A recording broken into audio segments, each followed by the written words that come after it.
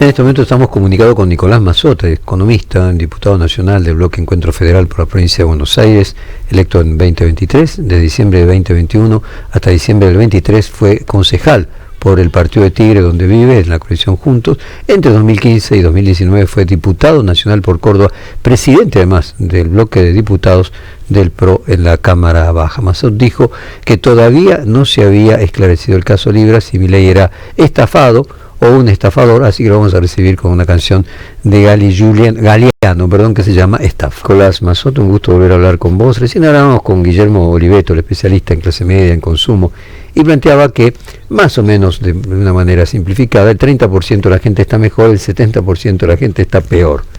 Y entonces él decía que encontraba cierta contradicción con los índices de aprobación del presidente del 50, 51, 52, 49%, que él decía que bueno, la diferencia entre el 30 y el 50 era esperanza, que obviamente se consume con el tiempo. Y reflexionábamos aquí en la mesa previo a, mientras te estaba conectando la producción, que a lo mejor no está tan bien Milei como parece, y a lo mejor no logra en los resultados electorales el triunfo que espera, ¿no? Hasta ahora, por lo menos en cada uno de los lugares que hay elecciones, es cierto, muy locales, pero no supera nunca el 30%. Pero venía ganando en las ciudades. Algunas ciudades, Salta, algunas y eso ciudades. No se replicó en Rosario ni en Santa Fe. Exacto. Entonces, vos, Nicolás, que siempre fuiste un cultor de la construcción de una alternativa moderada, del medio, bueno, de hecho lo que implica el bloque que vos componés, lo que pasó ahora con Schiaretti y con Manes, ¿crees que se puede estar creando condiciones electorales para que emerja una alternativa que no sea ni kirchnerista ni mileísta y que termine dándonos una sorpresa? Bueno, buen día, Jorge, primero, y gracias por el llamado. Yo creo que antes que eso, lo importante es que se forme, y es lo que intentamos hacer nosotros en el Congreso, con algún grado de éxito en algunas cosas, que se forme un contrapeso institucional a esta dialéctica maniquea entre kirchneristas y mileístas, ¿no? Por supuesto que una vez que uno logra representar en cuestiones puntuales, como puede ser los presupuestos universitarios, la defensa de la ciencia y la tecnología, la defensa del poder adquisitivo de los jubilados, y una cantidad de cuestiones que se han discutido en estos 18 meses, que exista un correlato electoral de eso es un poco más natural, ¿no? En eso estamos precisamente enmarcados. Yo te diría, de tu reflexión inicial de si Milei está muy bien o no está tan bien como parece, yo creo, sin querer caer en un juego de palabras, lo importante es cómo está la realidad económica y social del país, ¿no? Y yo creo que ahí, al igual que la imagen de Milei, que obviamente guarda relación con eso, hay claroscuros, ¿no? Uno sería muy necio si no pensara que el gobierno ha tenido algunos aciertos, ¿no? Es decir, que la gente necesitaba poder volver a planificar, y para eso era muy urgente una estabilización en los precios. Bueno, eso es una obviedad. La desintermediación de los planes sociales fue un acierto. La agenda desregulatoria, más allá de algunos furcios que han cometido, creo que es acertada. Ahora, eso puede representar en parte la aprobación del presidente. Lo que hay que abandonar es esta idea de que o está todo bien y esos aciertos justifican las cosas que hacen ruido, o está todo mal y el gobierno tiene que terminar, porque lo cierto es que lo que nosotros intentamos representar en el Congreso, y lo vamos a intentar electoralmente, es un espacio que también adhiera a la defensa irrestricta de la propiedad privada, al fomento de la iniciativa privada, la desregulación de la economía, la reducción de los impuestos, y muchísimas otras cuestiones que tal vez este gobierno intenta sostener, pero con una férrea defensa de la industria nacional y del empleo argentino, con el ser humano en el centro, digamos, ¿no? Porque finalmente yo creo que este gobierno adolece, y con esto termino esta introducción, de los dos rasgos principales, uno cada partido, que han representado los dos partidos de masas tradicionales en la Argentina. Parece sin duda del apego institucional y de la defensa republicana y democrática de la Unión Cívica Radical, y sin ningún lugar a dudas carece absolutamente de los conceptos equilibrados de justicia social y de favorecer el crecimiento del trabajo dentro de un marco capitalista que siempre representó el peronismo original, ¿no? Entonces yo creo que hay lugar para una síntesis, efectivamente. En ese sentido, nosotros tenemos, creo que combinado ya con Emilio Monzó en los próximos días una entrevista. Vos siempre fuiste muy cercano a Emilio Monzó. Emilio le plantea a Macri, a los Macri, que en realidad el PRO tiene que volver a su lugar de aspirar a representar algo más cercano al centro o a la centro derecha, y no ese corrimiento más hacia una derecha menos centro, o más extrema, o más derecha pura. Concretamente tomar distancia del gobierno y no hacer una alianza electoral en la provincia de Buenos Aires, por ejemplo. ¿Cuál es tu propia opinión y si nos puedes ampliar este concepto? Bueno, yo sinceramente creo que a esta altura probablemente los Macri y una buena parte del PRO debe estar arrepentida de haber sido tan impulsiva en diciembre del 23 y haber dado por sentado que lo que empezaba en la Argentina era un gobierno parecido a los valores del PRO y de Cambiemos, y que encima iba a tener la generosidad de dejarse ayudar, ¿no? Nada de todo eso pasó. Creo además que el sector del PRO que termina queriendo forzar un acuerdo lo hace totalmente despegado de su identidad y simplemente por un negocio electoral de algunos cargos y de la supervivencia electoral. Y te voy a decir más, el bloque que nosotros formamos en diciembre del 23 nació precisamente del desacuerdo en que se desarmara Juntos por el Cambio para iniciar un desembarco prematuro en el gobierno de Milei.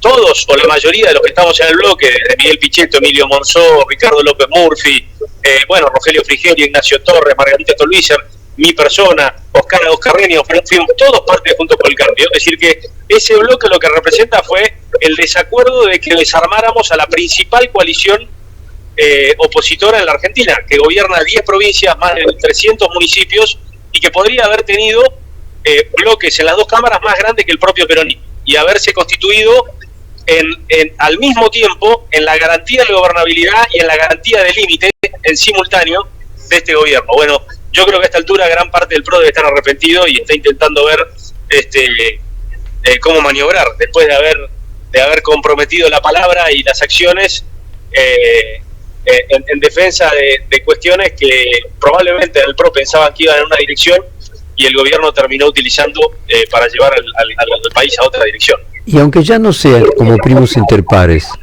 ¿te imaginas posible que se creen las condiciones para que se vuelva a crear algo parecido a Juntos por el Cambio y se vuelva a juntar parte del radicalismo, parte del PRO que no haya quedado cooptado por la Libertad Avanza, parte del, incluso agrego, del peronismo no kirchnerista? ¿Te imaginas una alianza más grande, inclusive que Juntos por el Cambio, en un futuro como alternativa, una especie de límite sanitario al libertarismo? Más que límite sanitario, Jorge, yo lo que me gustaría poner mi energía, y lo intento hacer, es en que vuelva a emerger dentro del sistema de partidos argentinos una garantía de largo plazo. ¿Qué significa esto? Que finalmente no va a haber nunca una tasa de inversión relevante para generar empleo sostenidamente y sacar más argentinos de la pobreza y mejorar el poder adquisitivo, que es finalmente todo lo que la gente necesita para que después con libertad cada uno pueda decidir el plan de vida que desea vivir y cómo desea realizarse dignamente, que esa es la verdadera base de todo liberalismo y que este gobierno parece haber olvidado. Es decir, para que eso ocurra, lo que tenemos que lograr es un sistema de partidos que abandone la relegitimación permanente de extremos antagónicos, porque si no, digamos, esa dinámica explica la ganancia de corto plazo electoral para ambos extremos y la inexistencia permanente de un largo plazo, porque obviamente si cada 2 o 4 años el riesgo de alternancia lo representa tu antípoda, tu antagónico, y nada tiene solución de continuidad, bueno, no hay ninguna posibilidad que los proyectos privados de inversión y de empleo que tengan un horizonte de realización mayor a 4 años, que es la mayoría de las inversiones relevantes, no hay ninguna posibilidad de ocurrencia. Entonces la garantía de largo plazo es que emerja o que se reorganice un centro político que no por centro sea difuso ni dubitativo, sino que sea tan apasionado como los extremos por garantizar, como te decía antes, la propiedad privada, el régimen de instituciones capitalistas, pero con un gobierno presente que garantice lo que ya sabemos todos que el mercado no garantiza, que es un piso mínimo de dignidad, que esto no se transforme en una autocracia de los costos de producción y que nos querramos parecer a Indonesia, a Taiwán o a China, porque nosotros cuando compramos productos argentinos que sin lugar a duda, como en el resto del mundo son más caros que los de otros países, estamos pagando una forma de vida. Estamos pagando aguinaldo, vacaciones, estamos pagando la condena al trabajo infantil, al trabajo esclavo, estamos pagando cobertura social, cobertura médica, cobertura previsional, y la verdad que yo estoy muy de acuerdo con todo eso, ¿no? Entonces yo creo que eso hay que reivindicarlo, hay que reivindicar una cierta cuota de política industrial inteligente, hay que reivindicar siempre dentro del marco de la justicia, de lo merecido, en función del mérito y del trabajo, una cuota de redistribución sana que garantice de vuelta para los más necesitados ese principio de subsidiariedad que la doctrina social de la Iglesia siempre reivindicó. Es decir, yo creo que eso es lo que tiene que surgir. Y eso va a dar largo plazo, porque eso va a generar continuidad en muchas de las instituciones que deben garantizar inversiones. No estoy hablando de un antagónico al régimen actual. Estoy hablando de una superación, de un equilibrio. Aquí quieren preguntarte tanto Alejandro Gomel como Elizabeth Pejer, Nicolás. Tal, Masud, muy buenos días. Quería llevarlo a la coyuntura y sobre todo lo que está pasando en la Cámara de Diputados con el caso Libra. ¿Logró el gobierno frenar el tema en la Cámara? Bueno, es sin duda lo que más energía le ha consumido al gobierno, ¿no? Es notable que digamos, nosotros lo vemos por sus reacciones, lo que realmente, lo que ponen siempre primero de todo, antes que cualquier cuestión de agenda social o pública, es que la hermana del presidente no quede expuesta, ¿no? Ese es el principal interés del gobierno en este momento. Y es muy llamativo, porque yo siempre digo lo mismo, yo le doy el beneficio de la duda a cualquier ciudadano, está en nuestro compendio legal, y especialmente al presidente. Entonces, si, como dijo Guillermo Franco, después de haber procrastinado mucho las explicaciones y haber asistido al Congreso recién 90 días después de consumada la estafa, si, como dijo, en realidad el gobierno y el presidente fueron estafados, aunque se negó a decirnos por quién, se negó a decirnos quién fue el que le acercó el papelito, el WhatsApp, el mail, el mensaje, o le dictó al oído ese código encriptado tan complicado de memorizar, sí, que el presidente tuiteó sin duda tan solo 11 minutos después de registrar la criptomoneda, pero se negaron a decirnos quién fue, y el presidente encima se niega a denunciarlo en la justicia. Entonces es el único caso que yo conozco de alguien que se considera estafado, pero que está cómodo con ser el principal denunciado como estafador, ¿no? Es como una enorme contradicción, que pasan los días y el gobierno insiste en no esclarecer. Entonces yo digo, es muy fácil, acá no hay tres posiciones. El presidente o fue estafado o fue parte de la estafa, ¿no? Es decir, o todo esto es lo que parece, y es que efectivamente alguien del entorno del presidente o el propio presidente se benefició económicamente por un desplazamiento patrimonial multimillonario, que lo tuvo él como partícipe necesario y eventualmente voluntario, o si eso fue involuntario, él tiene el deber de denunciarlo, pero el deber frente a la sociedad argentina de denunciarlo. Entonces él tiene que definirnos si fue estafado o si es estafador. Diputado, buenos días. Quería llevarlo nuevamente un poquito al inicio de la charla con Jorge, que le recordaba esto que decía Oliveto de la adhesión que sigue teniendo de alguna manera el presidente, y sobre todo la adhesión de estos sectores que que respaldan su gestión en base a la inflación y esta idea de esperanza, pero han aparecido, sobre todo en los últimos días, algunos elementos en materia económica y en materia económica financiera también, que empiezan a sembrar o a generar bastante incertidumbre. No sé si tuvo oportunidad de ver o de leer el informe de JP Morgan del día viernes, que recomendó desarmar las inversiones para quienes estaban con operaciones de carry trade en la Argentina. También la semana pasada el dato vinculado al profundo deterioro de la cuenta corriente, el déficit de 5.000, casi 200 millones,